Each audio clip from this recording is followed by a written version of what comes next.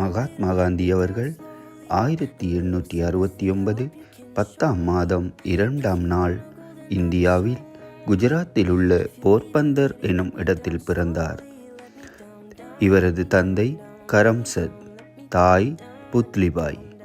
இவருக்கு பெற்றோர்களிட்ட பெயர் மோகன்தாஸ் கரம்சத் காந்தி. மொத்தமாக சிறையில் இருந்த நாட்கள் 2338.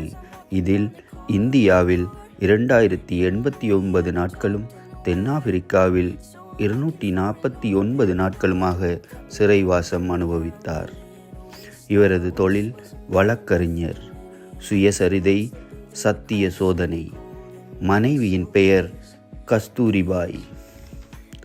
இவ்வாறு 79 வருடங்கள் வாழ்ந்த மகாத்மா காந்தியை சுட்டவர் கோட்சே.